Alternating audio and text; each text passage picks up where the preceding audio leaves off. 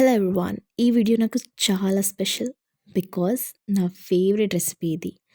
అదేనండి మన 2 రాష్ట్రాల favourite and famous Andhra and తెలంగాణలో కారమన్నం రెసిపీ.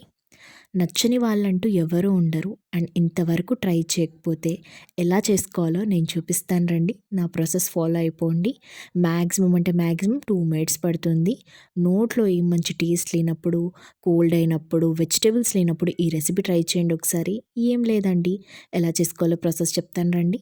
ఫస్ట్ ఒక బౌల్ తీసుకొని అందులో రైస్ ఏసుకొని, ఉప్పు, కారం, పసుపేసి బాగా కలుపుకొని పక్కకు పెట్టుకోవాలి. దాని తర్వాత కడాయి తీసుకొని కొంచెం ఆయిలేసి హీట్ ఎక్కిన తర్వాత ఆవాలు, జీలకర్ర, పల్లీలేసి కొంచెం చిట్పట్లాడిన తర్వాత కరివేపాకు వేసి మనం కలుపుకున్న రైస్ ఏసి బాగా 5 మినిట్స్ కలుపుకోవాలి. కొంచెం రైస్ వేడెక్కిన తర్వాత ప్లేట్‌లో తీసుకొని సర్వ్ చేసి ఎంజాయ్ చేయడమే. టేస్ట్ అయితే చాలా మంచిగా వచ్చింది. మీరు కూడా సేమ్ ప్రాసెస్ ఫాలో అయిపోండి. అదిరిపోతుంది. లైక్ చేయండి.